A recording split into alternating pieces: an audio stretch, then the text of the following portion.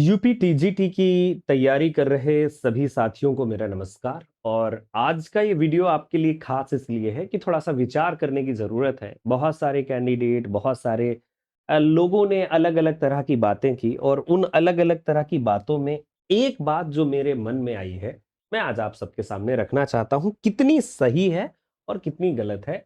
अ, वो कैंडिडेट जो UP TGT में शॉर्ट लिस्ट हुए हैं और वो कैंडिडेट जो शॉर्ट लिस्ट नहीं हुए हैं, उन सबको इस वीडियो को देखना बड़ा जरूरी है।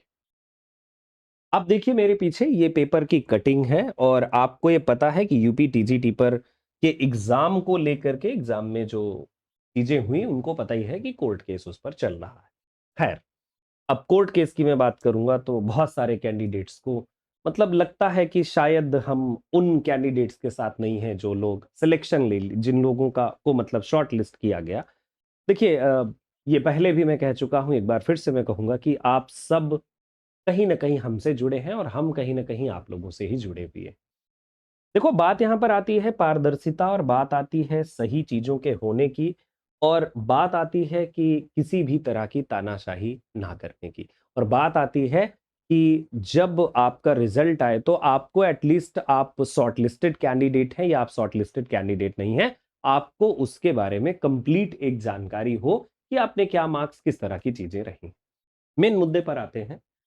देखिए, ये टीजीटी के रिगार्डिंग ये खबर आप देखें। खबर में क्या है कि टीजीटी भर्ती अंग्रेजी के 4 प्रश्नों की जांच को विशेषज्ञ समिति गठित। ठीक है, आप एक बार चाहें तो इसे फिर से पढ़ सकते हैं कि टीजीटी भर्ती अंग्रेजी के 4 प्रश्नों की जांच को विशेषज्ञ समिति गठित। सुनवाई लगातार चल रही है और उस सुनवाई में पहली बार तो इन्होंने कहा कि हम 4 प्रश्नों पर हमने ध्यान नहीं दिया। बहुत अच्छी बात है। जो 37 प्रश्नों की बात कही गई तो उन्होंने उन्होंने कहा कि 29 आउट ऑफ सिलेबस थे, मतलब इनके विषय विशेषज्ञों को ये बात पता है। लेकिन एक सवाल है जो थोड़ा खटक रहा है। शॉर्ट लिस्टेड कैंडिडेट्स की लिस्ट आ गई बाहर, करेक्ट? और शॉर्ट लिस्टेड कैंडिडेट्स की लिस्ट आने से पहले आपको तो पता है कि आयोग ने एक प्रोविजनल आंसर की जारी करी और सभी कैंडिडेट्स से मांगा कि भाई अगर आपको कोई क्वेश्चन गलत लगा, कोई आपत्ति है तो आप दीजिए। और जब आपत्ति कोई भी कैंडिडेट देता है तो आप मतलब जो विषय विशेषज्ञों की समिति या जो उनकी उनके विषय विशेषज्ञ होंगे तो वो कम से कम रिव्यू तो करते ही होंगे। बात बिल्कुल सही है, रिव्यू तो करते ही होंगे, पक्का पक्का रिव्यू करते होंगे। तो अगर उन्होंने रिव्यू किया था और कैंडिडेट्स ने आपत्ति करी थी, प्रश्न यही है कि उन्होंने रिव्यू करा था और कैंडिडेट्स ने क्या करा था, आपत्ति करी थी, तो फिर उन क्या 4 प्रश्नों पर विचार नहीं हुआ था? तो अभी अगर 4 प्रश्नों पर विचार नहीं हुआ था, तभी तो अभी विषय विशेषज्ञों को बुलाया जाएगा कि वो 4 प्रश्नों की जांच के लिए एक विषय विशेषज्ञों की समिति बनाई गई और इस समिति को निर्णय लेने में, वो भी 4 प्रश्न, कितना समय लगेगा? 10 दिन का समय लगेगा।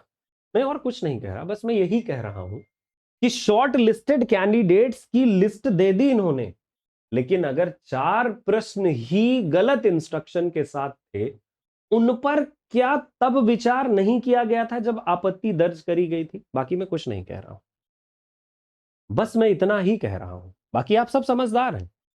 तो क्या इसका मतलब ये कहें कि उन 4 प्रश्नों को इंक्लूड करते हुए, सही मानते हुए आयोग ने रिजल्ट जारी कर दिया था? यह सोचने वाला विषय है। आप भी विचार कर सकते हैं। देखिए, मुझे जो समझ में आया मैंने अपने पॉइंट ऑफ व्यू आपके सामने रखे।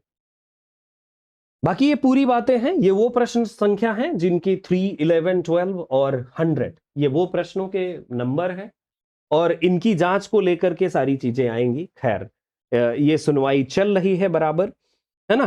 तो मतलब ठीक है, अगर मान लीजिए कि बहुत सारे टीचर्स, कैंडिडेट्स ने कई सारी बातें कही कि भाई आउट ऑफ सिलेबस नहीं था। आयोग ने खुद कहा कि 29 प्रश्न आउट ऑफ सिलेबस थे।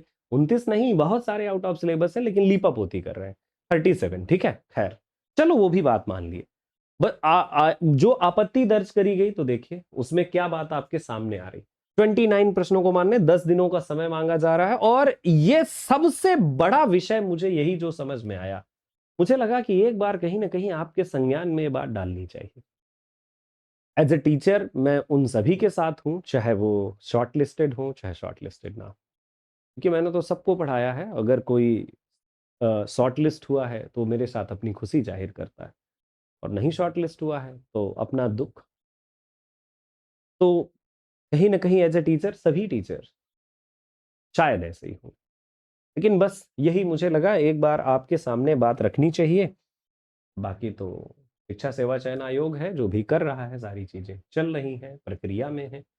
समिति बनाई गई है, 10 दिनों में इन 4 विषय 4 प्रश्नों को लेकर के 10 दिनों में लगभग सारी चीजें होंगी, रिपोर्ट पेश करी जाएगी। तो बात काफी गंभीर है ना?